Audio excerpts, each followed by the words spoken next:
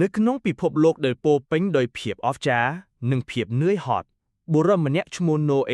บานรู้เนื้ออย่างสงี่มสงัดจีมือกรัวซาระบอกกอดบานคืนเพียบสรอสอาร์ตในการบังเกิดปนเตอร์ก็บานคืนเพียบเสาเสานึกน้องระเบียบได้มนุษย์ประพฤติจำตัวคนี้ตะวันตะหมกได้ថ្ងៃមួយកាកសឹបខ្សៀវអារម្មណ៍មួយចំណេះដឹងដ៏ជ្រាលជ្រៅមួយបានកើតឡើងនៅក្នុងបេះដូងរបស់ណូអេព្រះបានមានបន្ទូលអំពីទឹកជំនន់ដ៏ធំការសម្អាតនិងការចាប់ផ្ដើមថ្មីហើយជាមួយនឹងការខ្សប់ខ្សៀវនោះក៏មានបញ្ជាដ៏អស្ចារ្យមួយថាសង់ទូកធំមួយដែលជាកប៉ាល់ដ៏ធំសម្បើមមិនធ្លាប់នាងពីមុនមកវាហាក់ដូចជាមិនអាចទៅរួចណូអេបានចែករំលែកដំណឹងដ៏អស្ចារ្យនេះជាមួយគ្រួសាររបស់គាត់មានសំណួរការសង្ស័យនិងប្រហែលជាការងឿនឆ្ងល់បន្តិចបន្តួចប៉ុន្តែទីបំផុតការទុកចិត្តបានឈ្នះដូច្នេះការងារក៏ចាប់ផ្ដើមសំឡេងពូថៅបានបន្លឺឡើងពេញព្រីខណៈដែលពួកគេប្រមូលឈើយ៉ាងល្អិតល្អន់មួយដុំម្ដងឈើដំបងត្រូវបានដាក់ដែលជាការចាប់ផ្ដើមនៃកិច្ចការដ៏ធំសម្បើមរបស់ពួកគេឈើបន្ទះនីមួយៗត្រូវបានដាក់ដោយយកចិត្តទុកដាក់ដែលជាការអធិដ្ឋានស្ងៀមស្ងាត់សម្រាប់អនាគតនៅពេលដែលទូកាន់តែធំការចង់ដឹងចង់លឺរបស់អ្នកជិតខាងក៏កើនឡើងដែរខ្លះចំអកខ្លះឆ្ងល់ប៉ុន្តែភាគច្រើនគ្រាន់តែមើលដោយការមិនជឿសេមហាំនិងយ៉ាផាតជាកូនប្រុសរបស់ណូអេបានធ្វើការយ៉ាងនឿយហត់សាច់ដុំរបស់ពួកគេឈឺប៉ុន្តែស្មារតីរបស់ពួកគេនៅតែរឹងមាំពួកគេបានរៀនជំនាញថ្មីៗជារៀងរាល់ថ្ងៃភរិយារបស់ពួកគេក៏មិននៅស្ងៀមដែរពួកគេបានរៀបចំអាហារជួសជុលសម្លៀកបំពាក់និងផ្ដល់ការលើកទឹកចិត្តសេចក្តីស្រឡាញ់របស់ពួកគេបានជំរុញការងារដ៏លំបាកនេះថ្ងៃបានកន្លងទៅជាច្រើនសប្តាហ៍ជាច្រើនខែទូកកាន់តែធំដូចជាភ្នំឈើប្រឆាំងនឹងផ្ទៃមេឃព្រះអាទិត្យនៅតែរះហើយអ្នកសង្ស័យបានចំអកបន្ទាប់មករសៀលមួយដំណក់ទឹកមួយបន្ទាប់មកមួយទៀតមេឃដែលមើលទៅមានពណ៌ខៀវជាប់ជានិច្ចបានចាប់ផ្ដើមងងឹតពេលវេលាកំពុងខាត់ជិតមកដល់ការណែនាំរបស់ព្រះគឺច្បាស់លាស់ប្រមូលសត្វហើយបន្ទាប់មកទិដ្ឋភាពដ៏អស្ចារ្យសត្វពីរបានចាប់ផ្ដើមការធ្វើដំណើររបស់ពួកគេឆ្ពោះទៅរកទូកដឹកនាំដោយកម្លាំងដែលមើលមិនឃើញសូម្បីតាដំរីទុនភ្លុនក៏បានមកដល់ដែរសត្វស្លាបគ្រប់ពណ៌និងបទចម្រៀងបានហានិងស្ទុះឡើងរកផ្លូវទៅកាន់កន្លែងដែលបានកំណត់របស់ពួកវាសូម្បីតែសត្វដ៏មានឥទ្ធិពលបំផុតដែលមានសម្លេងក្រហឹមគួរឲ្យចាប់អារម្មណ៍ក៏បានមកដល់ដោយភាពស្ងប់ស្ងាត់គួរឲ្យភ្ញាក់ផ្អើលដែរពីកណ្ដោតូចបំផុតរហូតដល់ហ្គាហ្សែលលឿនបំផុតសត្វទាំងអស់បានឆ្លើយតបការហៅក្បួនដង្ហែដ៏សន្តិភាពមួយបានបំពេញចិន្តារបស់ទូកសត្វស៊ីសាច់ដើរទន្ទឹមនឹងសត្វដែលត្រូវស៊ីសភាវកិច្ចរបស់ពួកវាត្រូវបានបន្ទន់ដោយវត្តមានដ៏ទេវភាពនៅខាងក្នុងទូកគឺជាភាពអស្ចារ្យនៃការរៀបចំក្រលសម្បុកនិងរានហាលត្រូវបានរៀបចំរួចរាល់សម្រាប់សត្វគ្រប់ប្រភេទណូអេនិងគ្រួសាររបស់គាត់ដោយដៃទន់ភ្លន់និងសម្លេងពីរោះបានជួយណែនាំសត្វទៅកាន់ផ្ទះបណ្ដោះអាសន្នថ្មីរបស់ពួកវាទីបំផុតនៅពេលដែលភ្លៀងចាប់ផ្ដើមធ្លាក់យ៉ាងខ្លាំងសត្វចុងក្រោយក៏បានចូលទ្វារដ៏ធំបានបិទជិតផ្ទៃមេឃបានបើកទឹកបានកើនឡើងគ្របដណ្ដប់លើផែនដីដោយសំឡេងក្រហឹមដ៏ខ្លាំងក្លាទីកដែលត្រូវបានរចនាឡើងសម្រាប់ពេលនេះបានចាប់ផ្ដើមលើកឡើងដំបូងដោយទន់ភ្លន់បន្ទាប់មកហោះឡើងលើទឹកជំនន់ដែលកំពុងកើនឡើងនៅខាងក្នុងទោះបីជាមានព្យុះនៅខាងក្រៅក៏ដោយអារម្មណ៍ស្ងប់ស្ងាត់បានកើតឡើងការយល់បន្តិចបន្តួចរបស់ទូក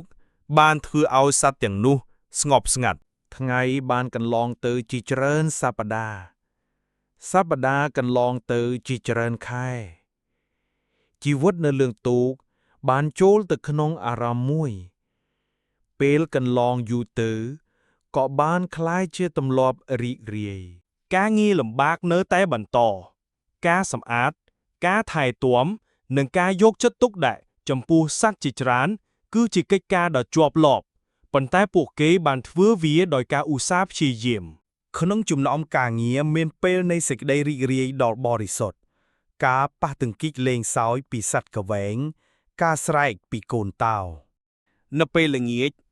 ប្រមូលផ្ដុំដោយពន្លឺដ៏ទន់ភ្លន់នៃគោមណូអេនឹងចែករំលែករឿងរ៉ាវរំលឹកពួកគេអំពីការសន្យារបស់ព្រះ ជួនកាលពួកគេនឹងមើលចេញពីប្រហោងតូចមួយសង្កេតមើលភ្លៀងដីគ្មានទីបញ្ចប់ជាសក្ខីភាពនៃអំណាចរបស់ព្រះ បន្ទាប់មកព្រឹកមួយមានការផ្លាស់ប្ដូរ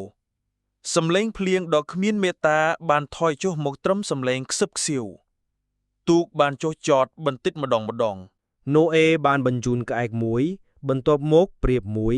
ស្វែងរកសញ្ញានៃជីវិតថ្មី ព្រាបបានត្រឡប់មកវិញដោយមានស្លឹកអូលីវស្រស់មួយជាប់ក្នុងចំពុះរបស់វាជានិមិត្តរូបនៃក្តីសង្ខិនជាការសន្យានៃការចាប់ផ្ដើមថ្មី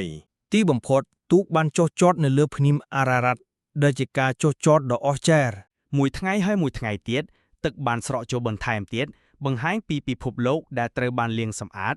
ផ្ទាំងគំនូរពណ៌បៃតងនិងពណ៌ត្នោតទីបំផុតបញ្ជាក៏បានមកដល់ទ្វារដ៏ធំរបស់ទូកបានបើកចំហអញ្ជើញពួកគេទៅកាន់ពិភពលោកថ្មី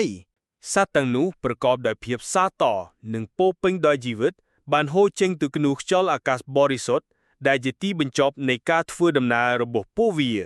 ណូអេនិងគ្រួសាររបស់គាត់បានដើរលើដីដ៏រឹងមាំស្រូបខ្យល់អាកាសបរិសុទ្ធអារម្មណ៍ដឹងគុណយ៉ាងជ្រាលជ្រៅនៅក្នុងបេះដូងរបស់ពួកគេ ហើយបន្ទាប់មកសញ្ញាដ៏អស្ចារ្យមួយបានលេចឡើងនៅលើមេឃ